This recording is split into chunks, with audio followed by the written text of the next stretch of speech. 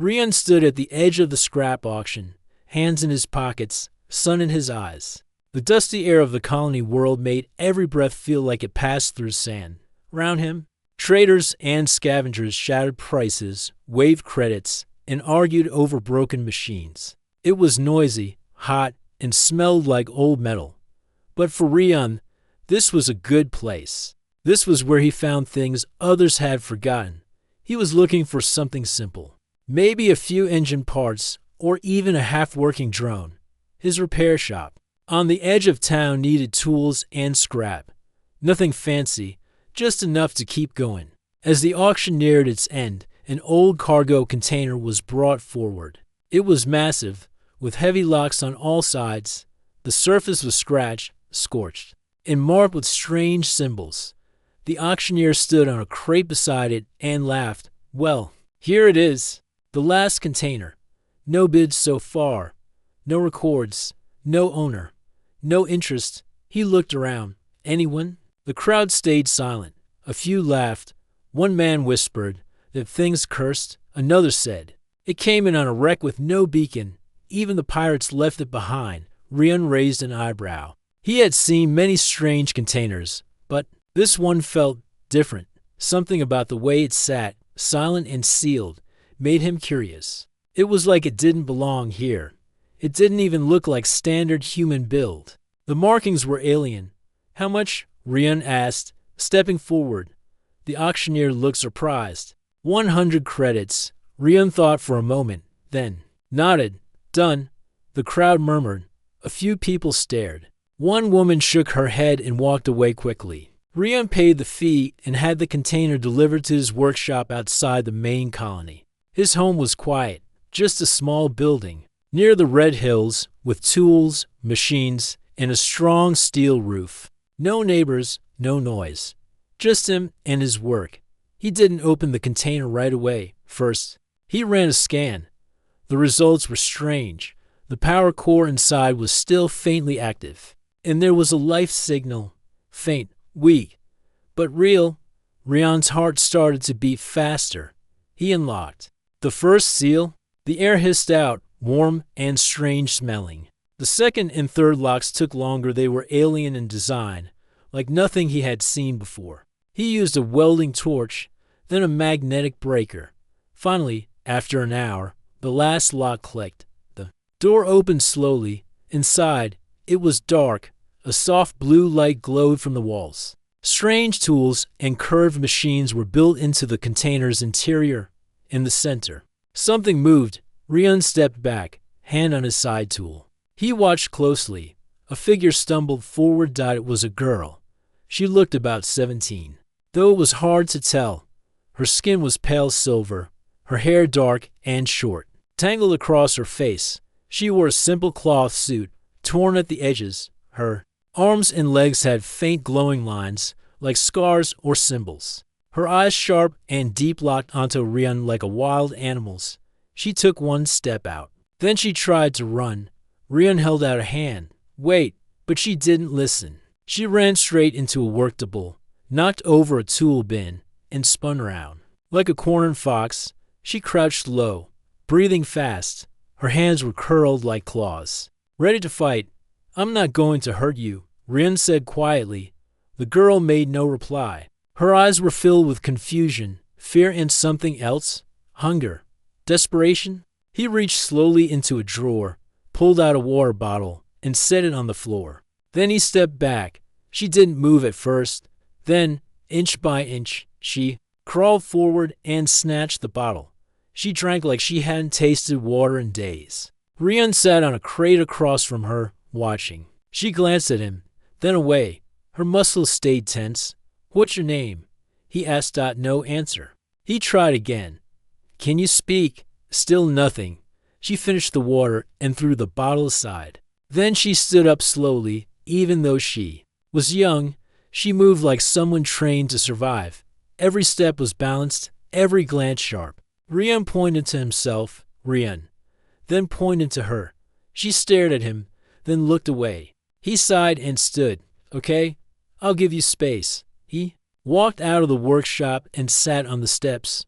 The wind blew across the dry hills. Somewhere, a dust roller drove past, its engine humming in the distance. Rian looked back at the open door. What had he just brought home? That girl, whoever she was, had been locked in that container. Left behind, forgotten. But why? Who had built that box?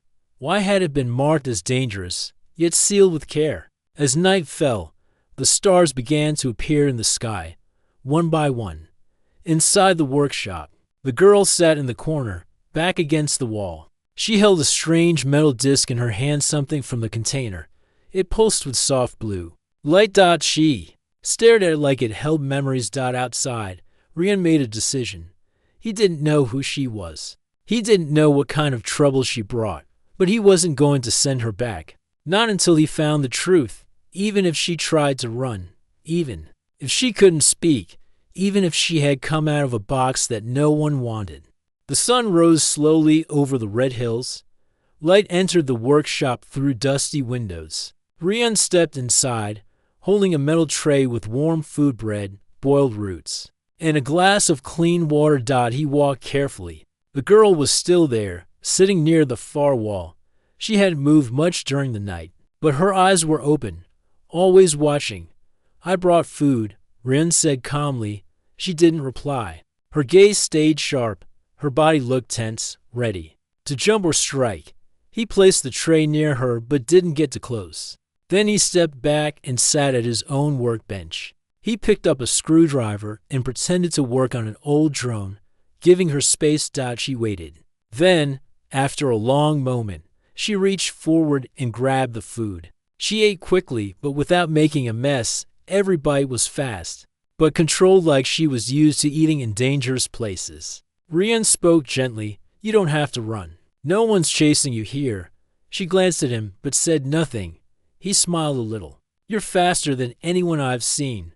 I think you could beat a hunter in open ground." Suddenly, the girl stood up, her hands open wide, her fingers curved like claws. She took one step toward him, and her eyes flashed. Rian didn't move. She came closer, fast to fast. In 1 second, she was at the table.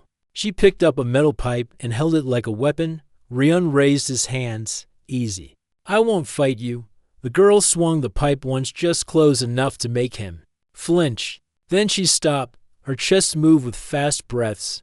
Her eyes studied him, waiting to see what he would do. Rian slowly sat back down. "If I wanted to hurt you, I wouldn't have given you food or water."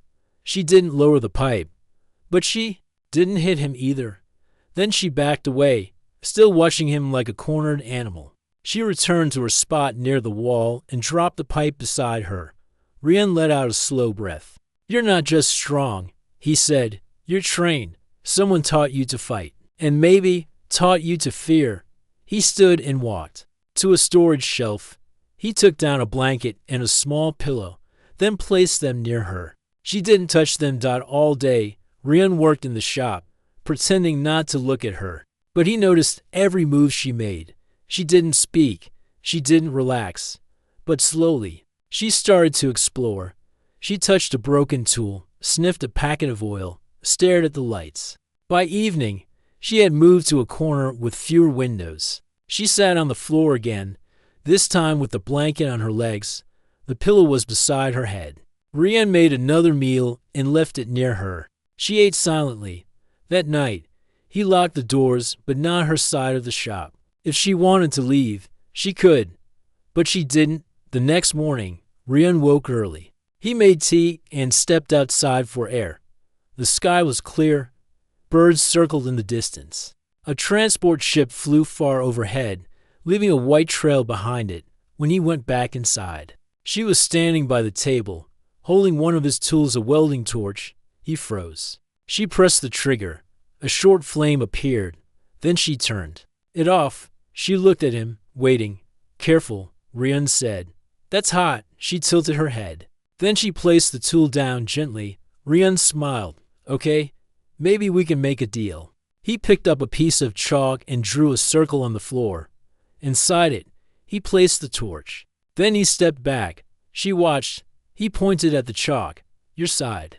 Then he drew another circle on the other side of the shop and pointed. "My side."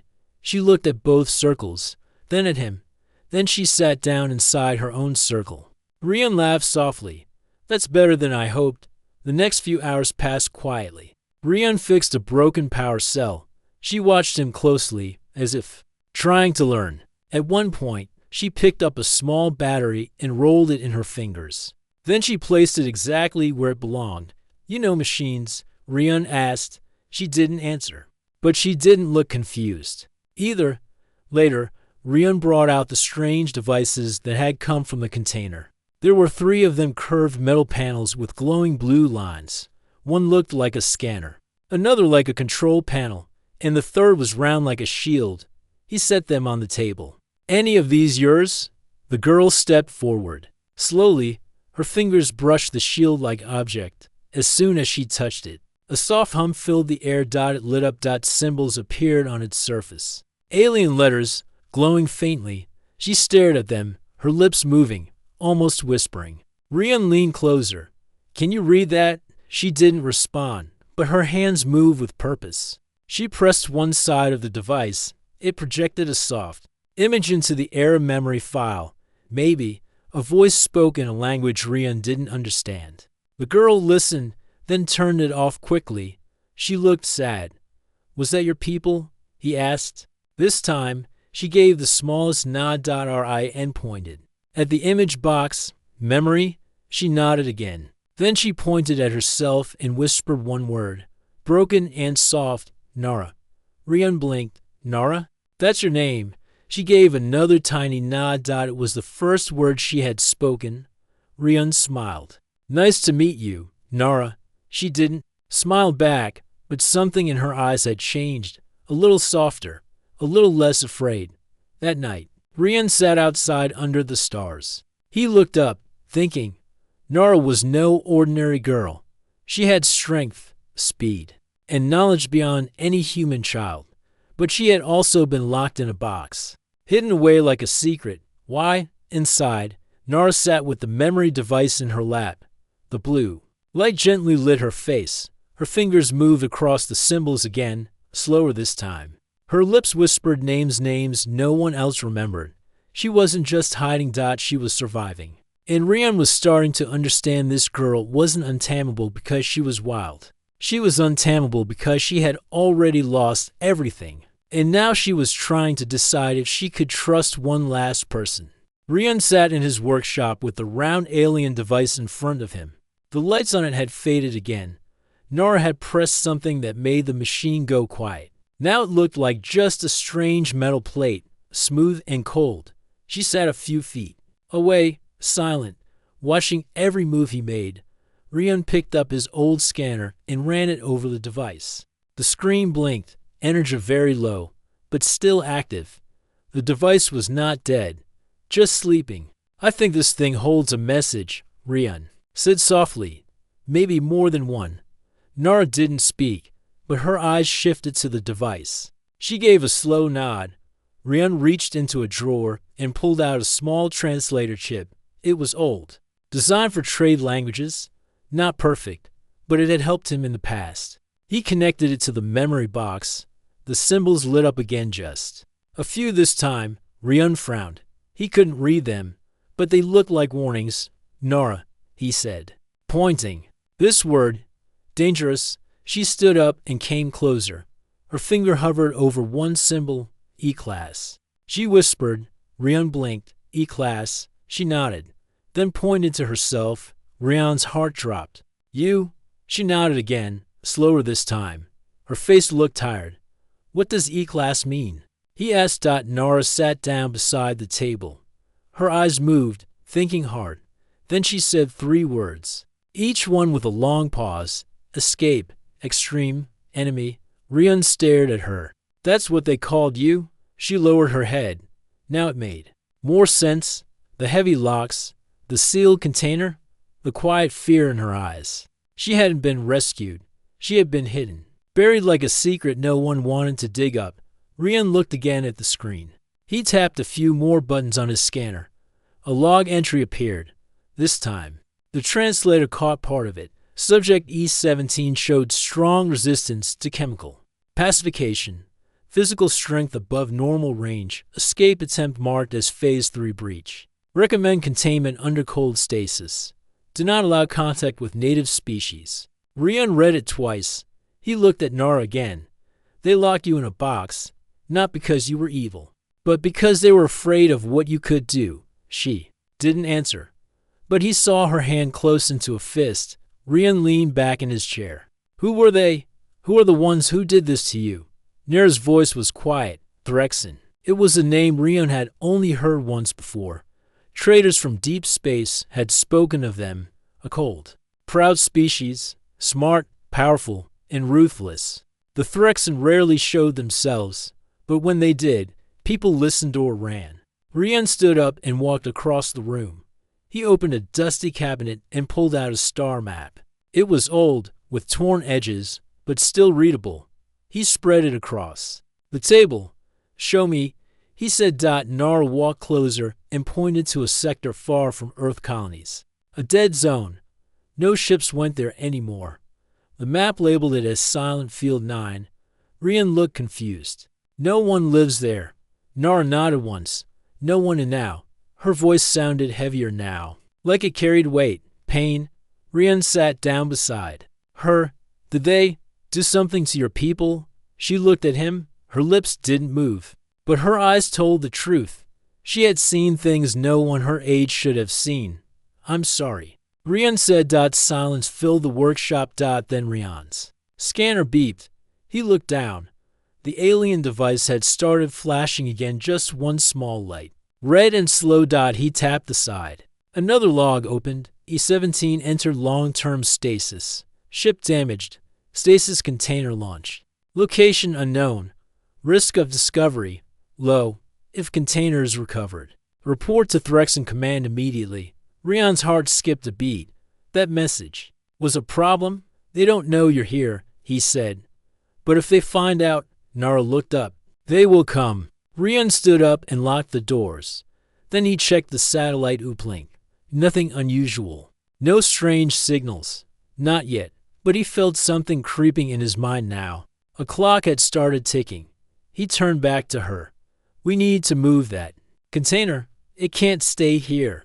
Nara didn't argue. Together, they dragged the empty stasis box to the back shed. It was heavy but quiet. Rian covered it with a thick tarp and sealed the door with a manual code. No signals. No power. Afterward, they sat outside as the wind moved across the dry ground. Rian looked at the sky. You're not a weapon. I don't care what they called. You're a person. Nara didn't smile, but she nodded. Later that night, as the stars appeared, Rian stayed awake at his desk. He searched through his old files. He needed someone who knew more about Threxen tech, someone who could help. Without asking questions, there was one name. A smuggler named Bren. A man who owed Rian a favor. Rian typed a message and sent it through an old private channel. Need info on Threxen containment tech. Found E-class log. Very real. Don't forward this. I'll explain later. He hit send. Across the room, Nara slept lightly on the cot.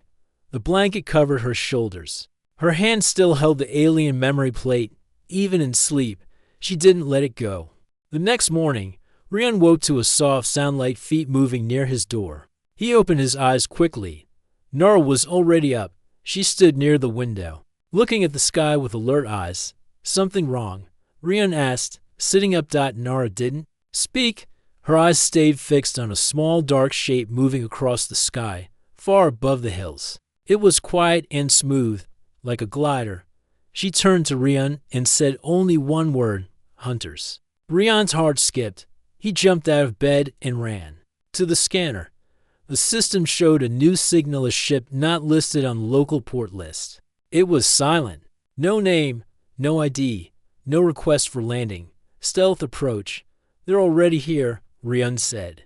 Nara nodded slowly. Her voice was calm but serious. They found the signal from the box. Rian cursed under his breath and shut down all active devices in the shop. Then he opened the drawer and pulled out a small emergency pack. Get ready, he said. We're leaving. Nara was already moving. She grabbed the round memory plate and stuffed it into a cloth bag. Her steps were quick and silent. Rian led her to the side door. We'll go through the mines.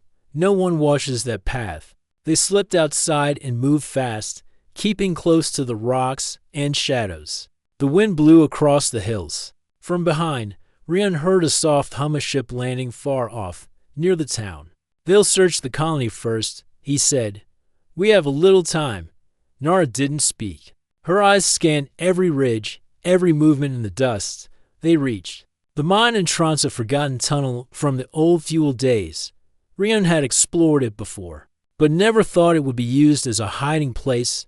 The tunnel was dark, but Nara didn't hesitate. She moved like she could see in the shadows. Rian followed, holding a small light. Inside, the air was cooler. The walls were lined with old metal beams and wires. They walked deeper, where no one could hear them. After 15 minutes, they stopped in a small side chamber. Rian shut off the light.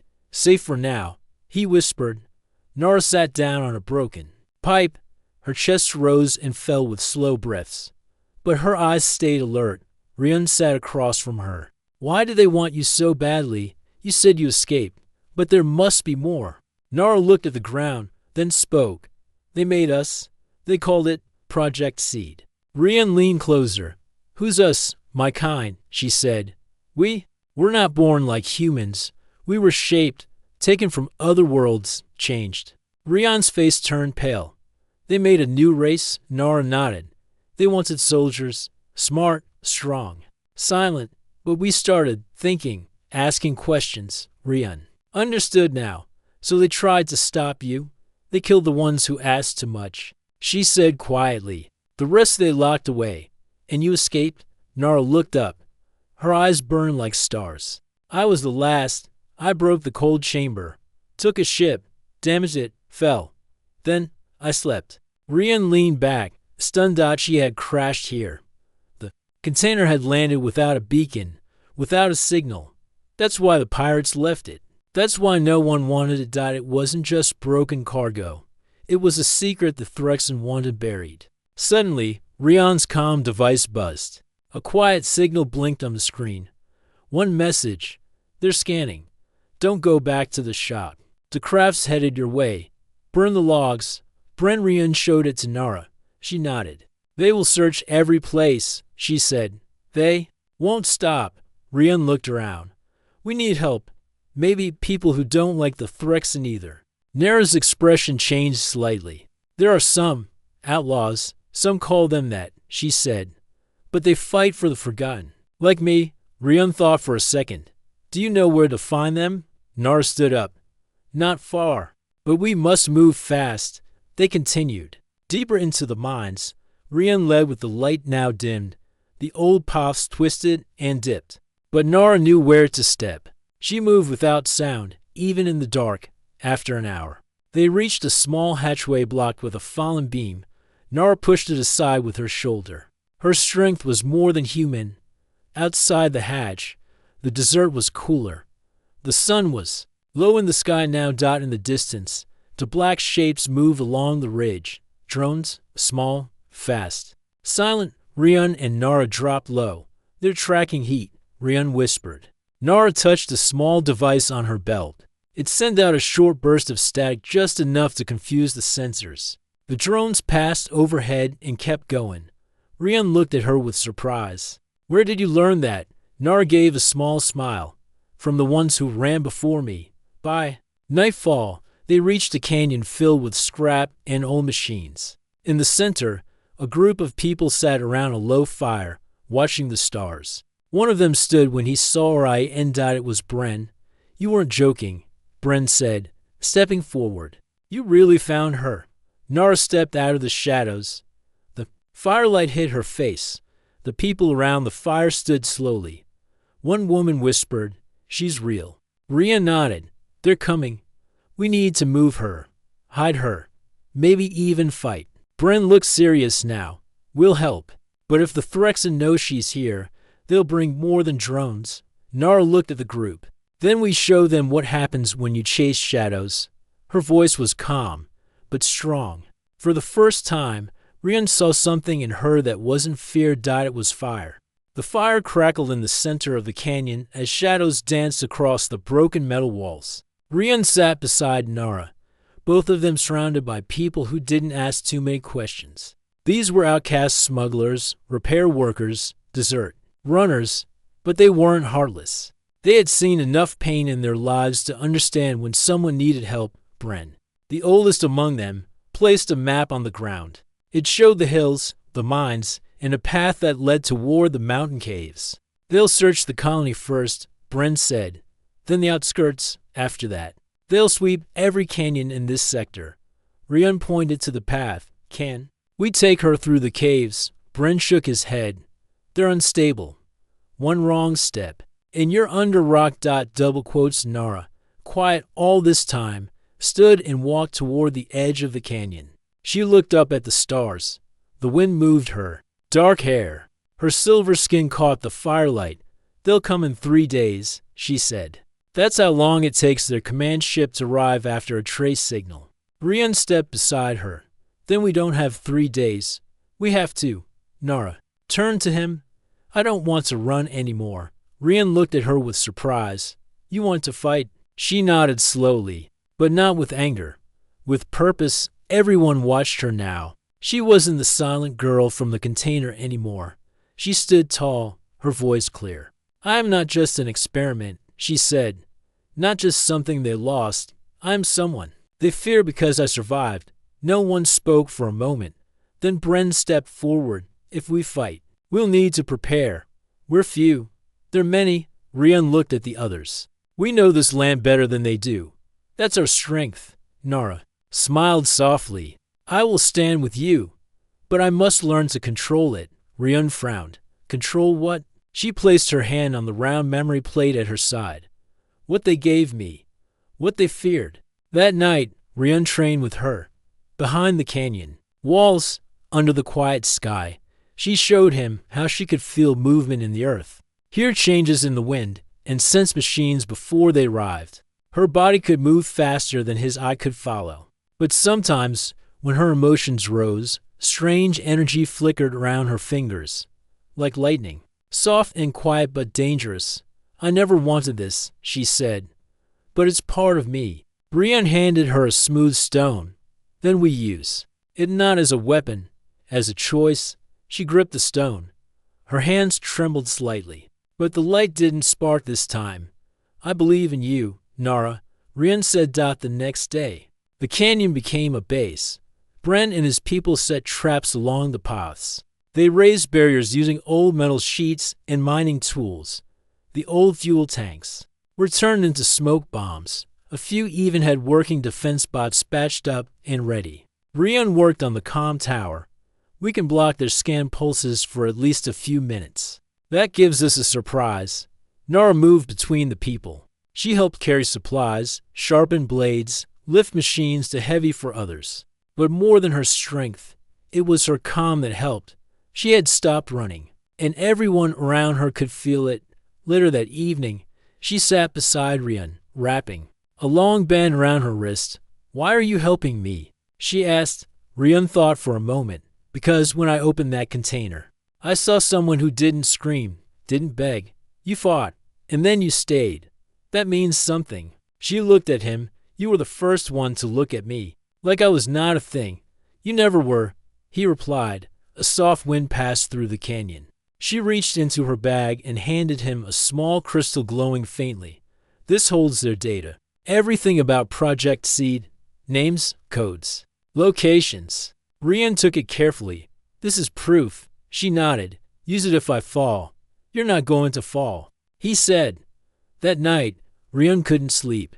He stood on a high ledge and looked over the camp. Fires burned low. The people rested. Tools were ready. Drones were hidden under netting. Nara joined him, standing in silence. I was afraid of you at first, he said. I was afraid of me too, she whispered. Rian looked at her. Not anymore. She shook her head. Not with you here. He didn't speak, but something between them felt stronger now. Not just trust. It was something deeper. A bond. When the sun rose, the sky turned gold. It was calm. To calm. Then they heard it, a deep, distant hum. Like thunder in the sky, the Threxen were coming. Rian turned to the others, everyone in position. People ran to their spots, shields powered up, smoke bombs were ready, bots activated. Nara stood in the center, her hands at her sides, breathing. Slow. Rian joined her.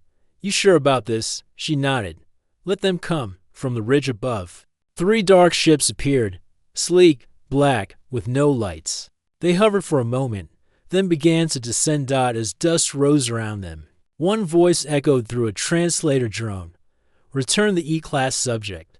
No harm will come to your people. Rian stepped forward. She's not your subject. The voice repeated, louder this time. Last warning. Nara stepped beside Rian. Her eyes glowed faintly. The energy in her hands sparked, but not wild now. Controlled. Let me speak, she said. The wind fell silent. She looked up at the ships and said one sentence. I'm not your weapon. Then she raised her hand, and the power within her steady, bright, and calm rose like a wave, and the battle began. The sun was low, painting the sky in orange and purple as the Threxen ships hovered over Black Ridge. Dust rose from the landing pads, mixing with the smoke from the campfires below. Rian stood at the front of the makeshift barricade, heart pounding. But mind-sharp behind him, Nara's calm presence was like a steady flame in the night. Her silver skin shimmered softly in the fading light, and her eyes were sharp and steady. She wasn't afraid anymore. Ready? Rian asked quietly. Nara nodded. Let them come. The people Bren gathered were armed with what they could find: blasters, patched with scrap metal, old rifles, energy nets, and traps made from mining tools. They were not soldiers, but they knew their land and fought for their freedom. Suddenly, the silence broke. The Threxen ships opened their doors, and a squad of tall warriors stepped out. Their armor was dark and shiny, their faces hidden behind helmets. They moved with cold precision. The lead warrior spoke through a translator device. Return the subject, or face consequences. Rian stepped forward, voice loud and clear. She is not your property. She is free. The Threxen laughed, a sound like metal scraping. We will take what belongs to us. At that moment, Nara raised her hand. A soft blue glow appeared around her fingers. The energy was steady, controlled. She was ready. The first Threxen moved forward. But before he could attack, Nara released a pulse of energy. It was not violent, but strong enough to push him back. His armor cracked but did not break. Rian watched as she focused. Her hands glowed brighter. The energy formed a shield around the camp, a barrier that shimmered like glass but was hard as steel. The Threxen warriors stopped, surprised. We do not want to kill, Nara said, voice calm but firm. Leave now, the lead warrior snarled. You threaten us. Nara stepped forward, energy rising. I protect this land, she said. This is not your war. The Threxen charged. The battle began. Rian and Bren's group fought with everything. They had smoke bombs exploded, blinding the enemy. Blasters fired from hidden places. The earth shook with the sounds of battle. Nara moved like the wind. Her powers were unlike anything Rian had seen. She could sense danger before it arrived. With a touch, she could disable machines and knock enemies off their feet without hurting them. Her energy shield held strong, protecting her friends. But the Threxen were fierce. They adapted quickly. One of their warriors managed to break through the outer defenses and headed straight for Nara. Rian saw him and shouted a warning. Nara didn't flinch. She focused all her power and created a dome of energy around herself. The warrior crashed into the dome, thrown back with a heavy impact. The camp cheered. Rian felt a surge of hope. Nara was not just fighting for herself. She was fighting for all of them. As the fight went on, the lead Threxen ordered a retreat. Their ships lifted, engines roaring. Before leaving, the lead warrior spoke once more. This is not over. Nara lowered her shield. The glow faded from her hands. Rian walked to her and placed a hand on her shoulder.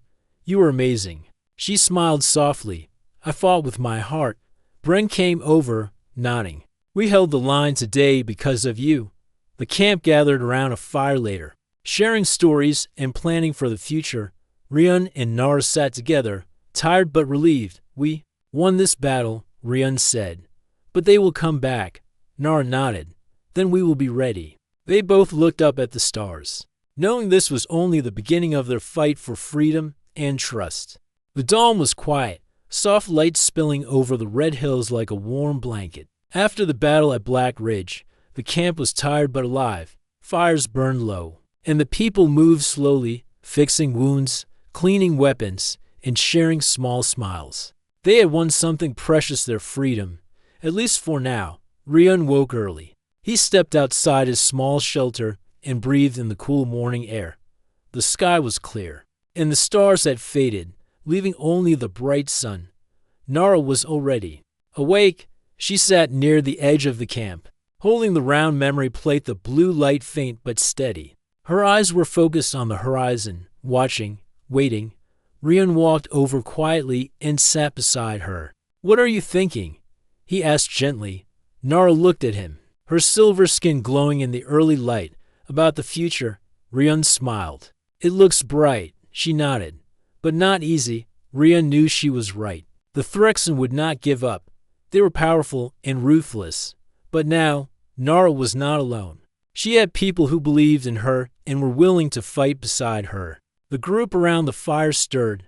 Brent came over, carrying a small box of supplies. "We have food and medicine," he said. "We'll move soon. The mountains are safer." Rian stood and stretched. "We'll need to plan carefully. The Threxen will return with more ships." Nara stood too, holding the memory plate tightly. "I want to send a message," she said. "To my people." Rian raised an eyebrow. "How?" Nara touched a small panel on the device. A soft hum filled the air. Then, a clear voice spoke from the plate, in the Threxen language. Rian looked surprised. "You can send messages with it," she nodded. "It connects to their network. I can tell them we are alive, that we will not surrender." Bren frowned. "That could bring more danger." Nara looked at him firmly. "But it could also bring help." Rian stepped forward. "We need allies. The Threxen are strong, but they have enemies too." The group gathered around, listening as Nara explained the signal. "It's a call for freedom," she said. "For all like me." Rian felt a swell of pride. The girl who once hid in silence was now a leader. Over the next days, the camp moved carefully toward the mountains. The journey was difficult, steep cliffs, rough paths, and constant danger. But Nara's strength and senses guided them safely. At night, they camped in hidden caves. Nara taught the group how to use her powers to protect themselves without fighting. They learned to listen to the earth and watch the skies. Rian and Nara grew closer. They shared stories of their past, her memories from the stars, his quiet life on the colony. One evening, under a sky full of stars, Nara spoke softly. "I was afraid to trust." Rian took her hand gently. "Trust is the strongest power." She smiled, the first true smile he had seen. "Thank you, Rian." As weeks passed, messages began to arrive, secret notes, coded signals from far-off worlds. Others like Nara were waking up, fighters, survivors, who wanted to stand together. The Threxen ships appeared again on the horizon, but this time the camp was ready. The fight would continue, but now, it was not just about survival. It was about hope. Rian looked at Nara, her eyes shining with determination. "This is only the beginning," he said. She nodded.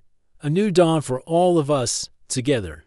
They stood on the mountain's edge, ready to face whatever the future held.